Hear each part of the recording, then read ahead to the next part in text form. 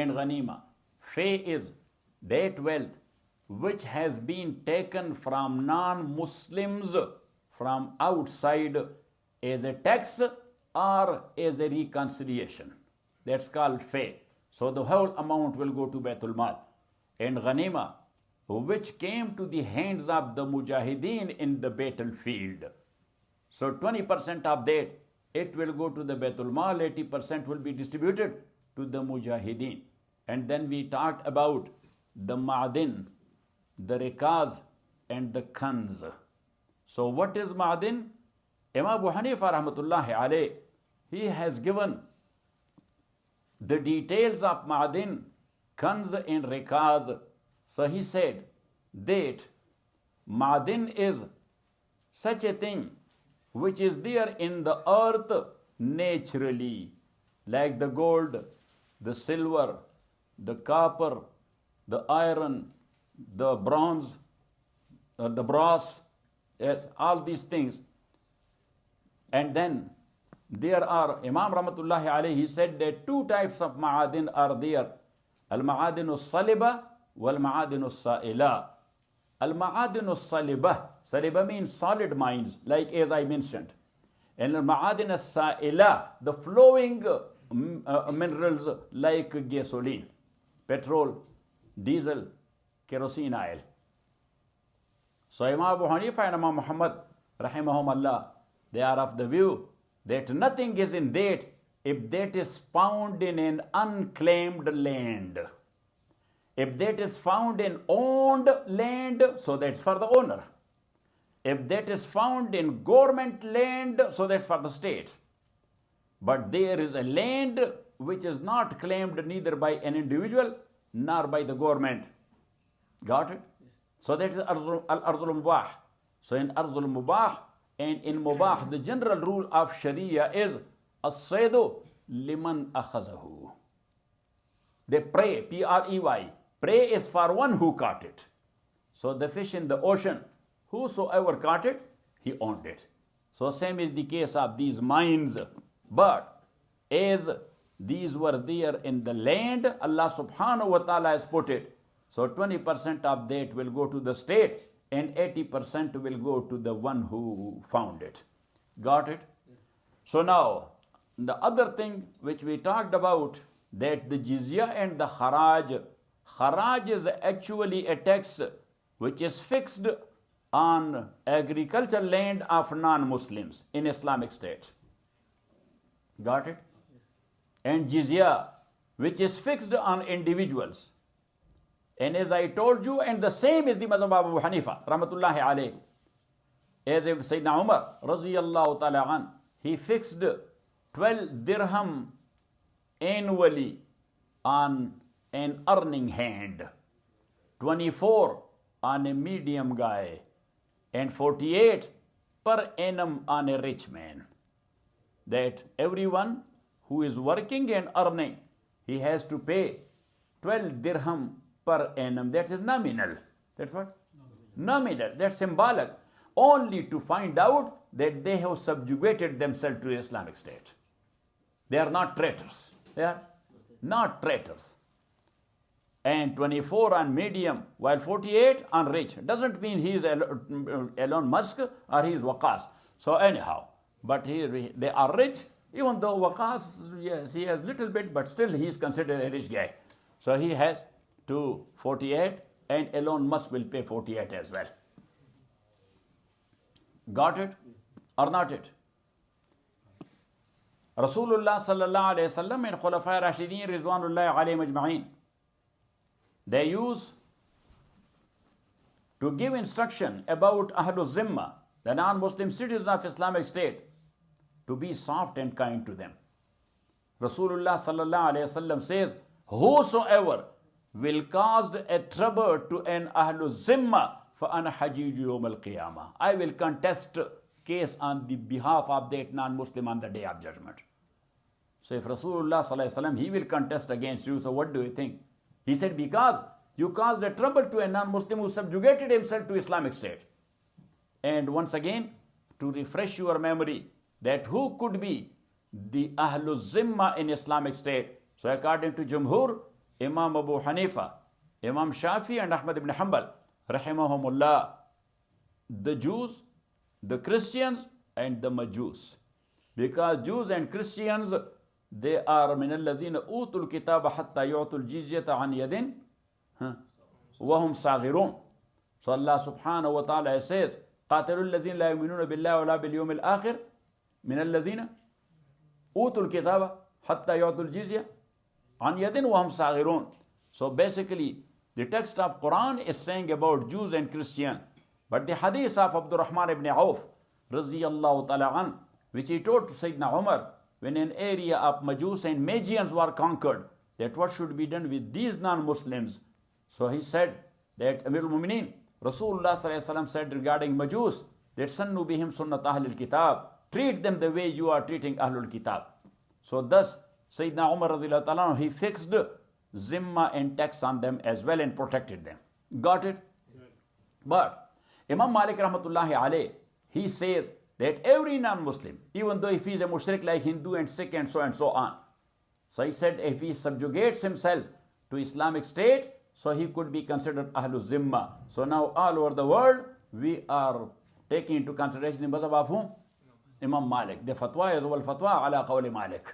In every mazhab, in Shafi'iyya, in Hanabila, in Hanafiya, so we are giving fatwa based on the mazhab of Imam Malik. Otherwise, if we will go by what Imam Abu Hanifa said or Shafi said or Imam Ahmad ibn Hanbal said, so then we have to kill all of them. That you don't have any right to live. But thanks to Imam Malik rahmatullahi alayh, he generalized the rule. And he said that what is the base? That they are non-Muslim. He said now they are non-Muslim. Rasulullah sallallahu alaihi wasallam said, Al-kufru kullu millatan wahida. All of them are considered kafir. And all the kafir, Rasulullah sallallahu alaihi wasallam, they are one and the same thing. When one is the same, rule will be one and the same. So Jazahullah. So Jazahullah. Who? Imam Malik. And all of them. Got it? So anyhow, Imam Abu Yusuf rahmatullahi alayh, he has related a story in his famous book. He has a few books. Yes, in Usul al-Fiqh, his book is actually the base of the mazhab of Imam Abu Hanifa rahmatullahi alayh regarding Usul al-Fiqh. But that is not found. Only the references are found. But he was the one who has written the jurisprudence book in Fiqh Hanafi. Who? Imam Abu Yusuf. Not Imam Muhammad. Imam Abu Yusuf. But his famous book, which is such a famous book that is translated to almost every language of the world.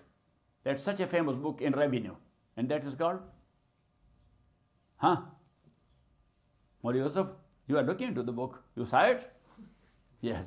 When I say that, what? So Mawli Yusuf, he is putting these glasses on his eyes. Yes, not to be caught that I am cheating. Yes. Kitabul Kharaj. That's very famous book of Abu Yusuf rahmatullahi alayh, which he has written for Khalifa Harun al-Rashid when he was Chief Justice of Banu Abbas. So he has written, yes, the revenue system, that Kitabul Kharaj is considered the base. Number one that, and then Imam Abu Ubaid, he has written a book, Kitabul Amwal. So these are the two basic books for revenue for Islamic State. Got it?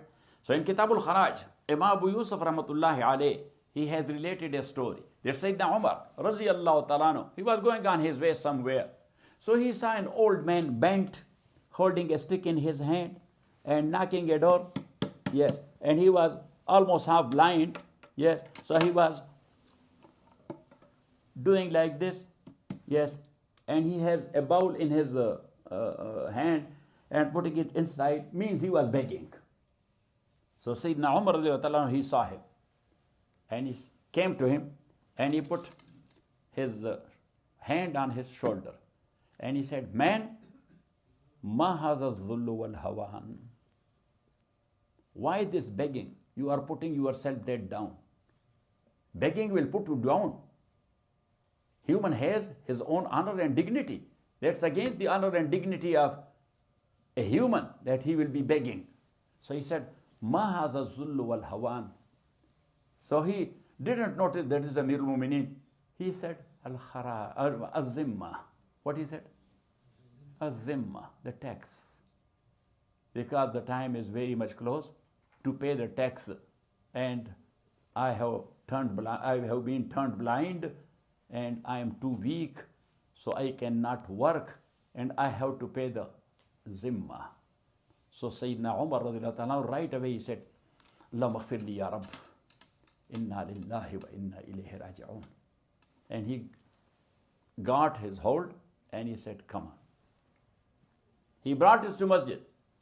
فَدَعَا أَبَا عُبَيْدَ مِنَ الْجَرَّاحِ رَضِيَ اللَّهُ تَعَالَى عَنْهُ. Abu Ubaidah was his treasurer. What is? Treasurer. So he summoned him. Abu Ubaidah came. So he said, Amir al-Mu'minin, what's going on? He said, look at this old man. He was begging. I saw him. I posed a question like this. He said, Az-Zimma. I asked him, who are you? He said, I'm a Jew. I am a Jew, but now I cannot earn. I was paying the Zimma, but now I cannot earn, so that's why I'm begging to pay the tax. So Sayyidina Umar radiallahu ta'ala anhu, he said a sentence, subhanallah, that must be written with gold. He said, Abu Ubaidah, Ma ansafnahu law akalna shabibatahu thumma nakhzuluhu fil haram. Mawli Ahmad, you feel the power of this sentence? He said, كيف ما نواجه ربنا ورسولنا لو أكلنا شبيبته ثم نخذله في الحرم. On the day of judgment, how we will face Allah and Rasulullah sallallahu alayhi wasallam if we have eaten up the youth of this man, because he was earning, so he was paying to the state as well. We have eaten it up. Now when he is old, so we are putting him down and we are making him zalil, that he will be begging. So he said, from now onward, anybody who will turn 60, so his tax is dropped. His taxes, because he is old, his tax is dropped, number one. And number two, he will be given financial support from the state. He will be given financial support from, that's what I told you. That social security system for the first time was introduced by Sayyidina Umar radiyallahu ta'ala anhu. Got it? And that's why nowadays, in what states? You don't remember. I have mentioned a few times. Sweden, Norway, yes. What are their technical name? These states? Huh?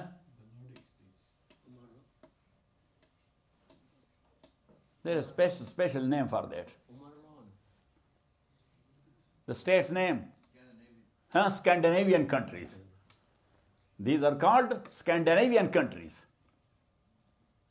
So in these Scandinavian country, their social security system, which is written in books and they are doing it, yes, they call it Umar laws. They call it, when they decide a case, the judge say according to Umar laws. According to Umar laws. The rules introduced by Sayyidina Umar radiyallahu ta'ala anhu. But inna lillahi wa inna ilayhi raji'un. This is a shame for us, the Muslims. The non-Muslims do follow Umar and we are trashing his rules. It's not a matter of shame. What do you say? Yes. Allahu Akbar, inna lillahi wa inna ilayhi raji'un. So anyhow, Imam Abu Yusuf rahmatullahi alayhi, who was the Chief Justice of Khalifa Harun Rashid, and as I told you that the Chief Justice title for the first time all over the world introduced, that was the time of Harun Rashid, and this title was given to Abu Yusuf for the first time. Before that, there was no Qazi al-Quzat. Got it? Everybody was called Qazi. Doesn't matter how many Qazis are there, but all of them, they were Qazis. But when Khalifa Harun Rashid was insisting upon Abu Yusuf to be the Qazi, so he put a condition. He said that my Shaykh never accepted that. He got beaten for in the time of Banu Umayyah and time of Banu Abbas. Both. But he never accepted this status, this position, this title. Imam Abu Hanifa, rahmatullahi alayhi. Got it? Yeah. And you are insisting upon me, so I have a few conditions. He said, yeah, go ahead. What is that? So he said that, number one, you as Khalifa will never approach to me. And when you will not approach, so no anybody else in the authority is allowed to approach me. Got it? Yes. And number two, he said appointment of Qazis in the state. Appointment of Qazis in the states. That will be my responsibility. You have nothing to do with the appointment. He said, done. He said, two conditions he put. And then Khalifa said that, Imam, now I have two conditions. Now I have two conditions. So he said, what are those two conditions? That number one, I will give you the title of Qazi al-Quzat. You will be the chief Qazi, Qazi al-Quzat, because you have to appoint the Qazis. And number two, our color of Banu Abbas is black. Because at that time, the color of Banu Hashim was the color of the followers of Mawali of Ahlul Bayt, which we call Shia. That was green. Their color was green. Black was not their color. Now it became their color. They grabbed it from Banu Abbas. Black was actually the color of who? Banu Abbas. So he said that as you are chief, or we say you are Khalifa on that side, judiciary side, and I have this gown. My governors, they are putting on this gown. So you will be putting on a black gown as well. This black gown for Qazis are introduced all over the world from Abu Yusuf time. Got it? Yeah. Or not it? So now all over the world, the judges in Muslim country and non-Muslim countries, when they are coming to the court, what type of gown they wear? The black gown. So this is sunnah for, it means that all the judiciary are muqallideen of Qazi Abu Yusuf. Got it? Even American judges, they are muqallideen of who? Qazi Abu Yusuf. Rahimahullah.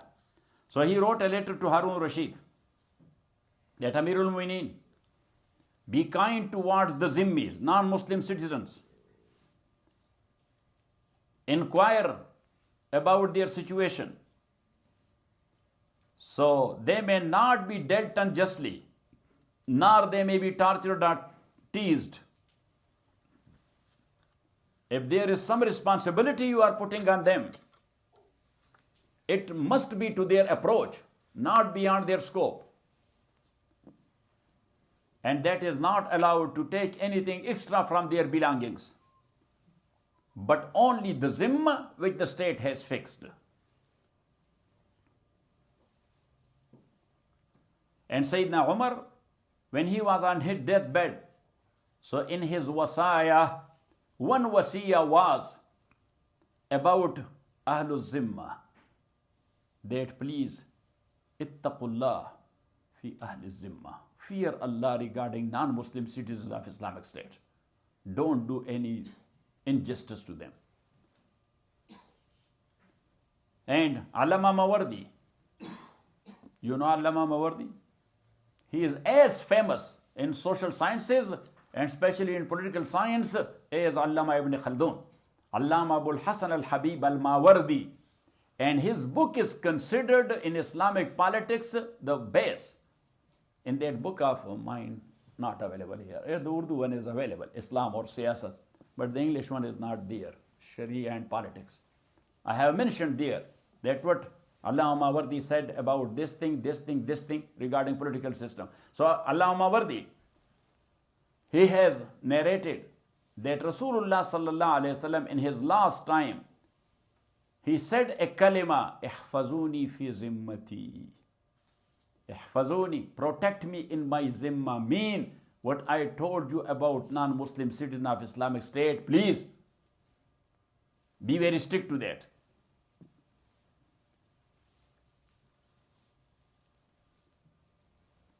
And the next thing is the kharaj, which is to be fixed on the agricultural land of non-Muslim citizens of Islamic State. Details are coming. وصلى الله تعالى على خير خلقه محمد وآله وأصحابه أجمعين برحمتك يا أرحم الراحمين يا الله خير.